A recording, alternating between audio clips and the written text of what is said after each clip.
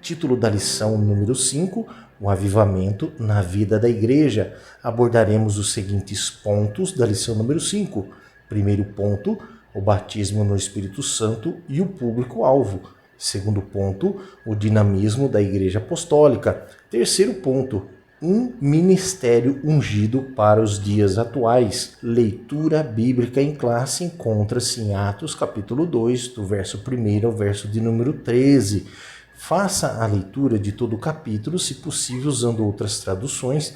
Isso lhe dará interpretações diferentes sobre o assunto, visando ampliar seu entendimento. Diz assim a palavra do Senhor: E cumprindo-se o dia de Pentecostes, estavam todos concordemente no mesmo lugar, e de repente veio do céu um som, como de um vento veemente e impetuoso, e encheu toda a casa em que estavam assentados. E foram vistos por eles línguas repartidas como de fogo, as quais pousaram sobre cada um deles. E todos foram cheios do Espírito Santo e começaram a falar noutras línguas, conforme o Espírito Santo lhes concedia que falassem. E em Jerusalém estavam habitando judeus, homens religiosos de todas as nações que estão debaixo do céu. E quando aquele som ocorreu, ajuntou-se uma multidão e estava confusa, porque cada um os ouvia falar na sua própria língua. E todos pasmavam e se maravilhavam, dizendo uns aos outros: Pois que não são galileus todos esses homens que estão falando? Como, pois, ouvimos cada um na sua própria língua em que somos nascidos? Partos e medos, elamitas e os que habitam na Mesopotâmia, Judéia, Capadócia, Ponto e Ásia, e Frígia e Panfilha, Egito e partes da Líbia, junto a Cirene, e os forasteiros romanos, tanto judeus como prosélitos, cretenses e árabes, todos nós temos ouvido em nossas próprias línguas falar das grandezas de Deus. E todos se maravilhavam e estavam suspensos, dizendo uns para os outros: Que quer dizer isto? E outros, zombando, diziam: Estão cheios de mosto. Palavra-chave da lição número 5. Vida. Significado. Vida significa existência, do latim vita, que se refere à vida. É o período que decorre entre o nascimento e a morte. Por extensão, vida é o tempo de existência ou funcionamento de alguma coisa. A palavra vida tem um conceito amplo, tendo vários significados dependendo do contexto em que é inserido. Vida boa, por exemplo, é uma vida ociosa, sem trabalho ou bastante proveitosa.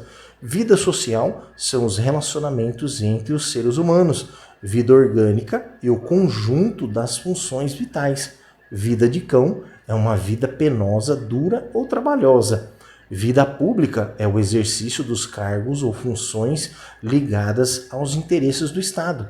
Vida latente é a vida do órgão vegetal que, estando vivo, não apresenta manifestação de vida. As sementes maduras são órgãos com vida latente. Vida eterna é a existência espiritual depois da morte. Vida unitiva, em teologia, é a vida de perpétua união com Deus. Toda a vida é uma expressão que indica ir na mesma direção, no mesmo caminho, sem se desviar. Ponto de atenção desta lição: a Igreja dos Apóstolos foi bem-sucedida no ministério da proclamação do Evangelho porque estava sob o domínio do Espírito Santo. Essa igreja estava imersa no Espírito de Deus. Para a igreja deste século ser vitoriosa, é preciso viver sob a direção do Espírito Santo e glorificar a Cristo no Espírito Santo. Primeiro ponto: batismo no Espírito Santo e o público-alvo. Faremos um resumo dos tópicos deste ponto. Primeiro tópico, chamado abrangente de Jesus.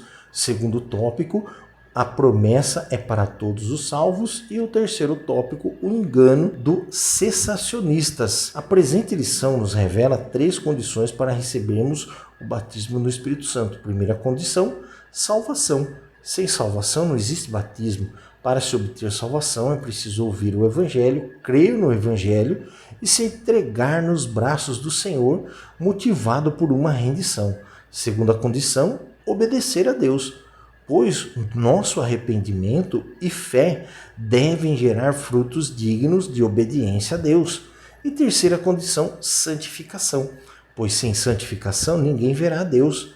E esta promessa não foi apenas para os apóstolos ou para os cristãos daquela época, mas extensiva a todas as pessoas em todas as nações do mundo.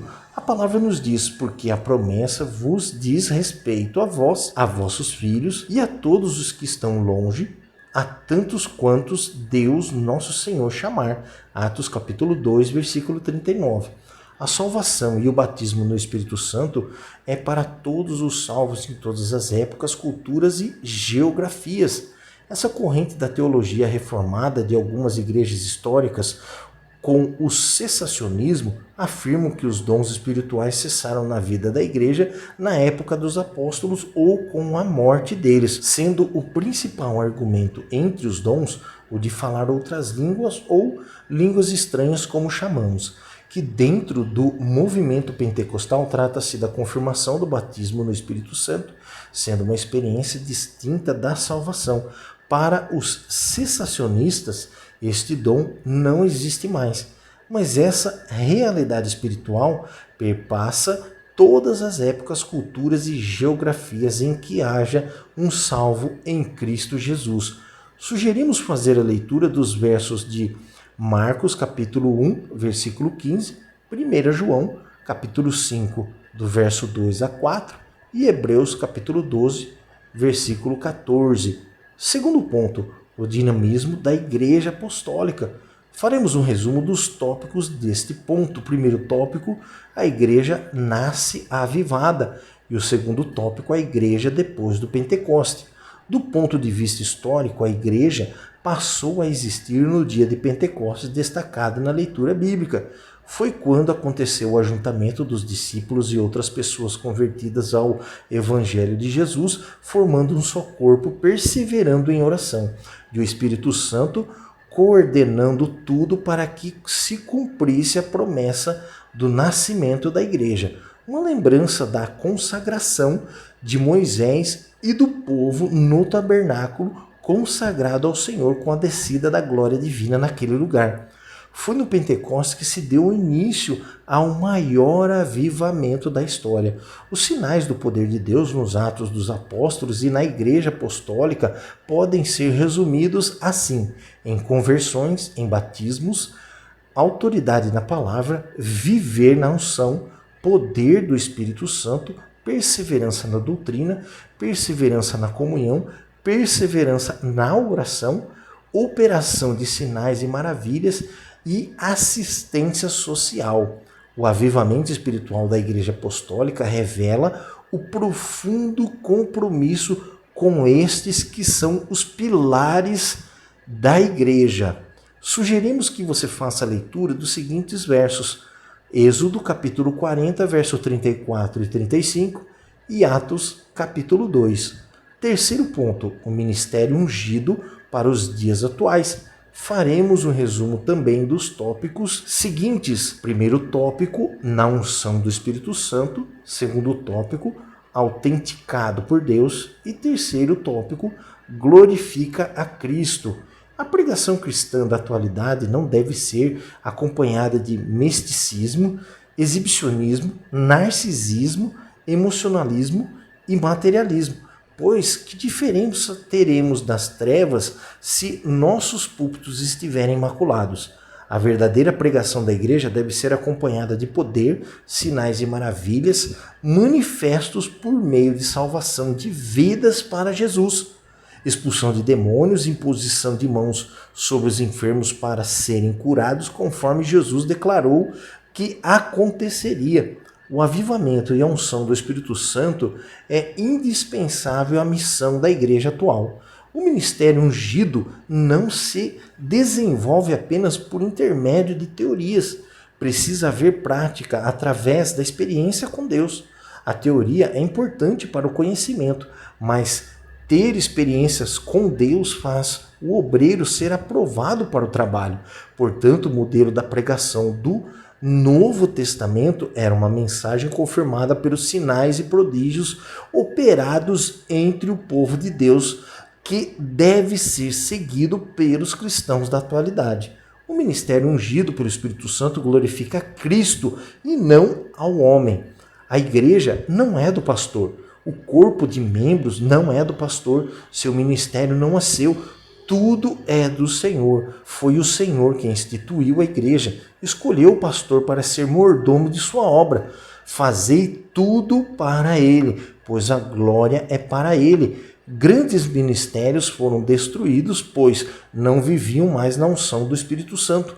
Começaram a glorificar a criatura, deixando o Criador de lado, usando o nome de Cristo para reivindicar algo que não era seu. Por isso foram se destruindo por suas próprias ganâncias. Deus em Cristo é que deve ser glorificado a partir de nossa instrumentalidade na obra do Senhor.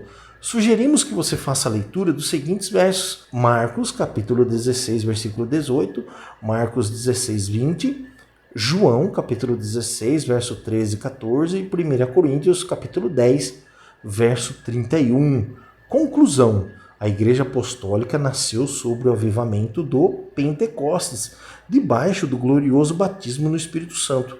Ao longo de sua história, aprendemos que a razão do seu êxito não foi o conhecimento humano de seus pregadores, membros e congregados. O que fez toda a diferença no ministério da Igreja Apostólica foi a unção do Espírito Santo sobre essa igreja. Não podemos deixar a chama apagar. A unção do Espírito Santo continua disponível hoje. Os objetivos alcançados nesta lição: expor a realidade do batismo no Espírito Santo e o seu público-alvo. Segundo, examinar o dinamismo da Igreja Apostólica. E terceiro, demonstrar a importância de um ministério ungido para os dias atuais. Obrigado por você ter nos acompanhado e eu espero você na próxima aula com o título O Avivamento no Ministério de Pedro.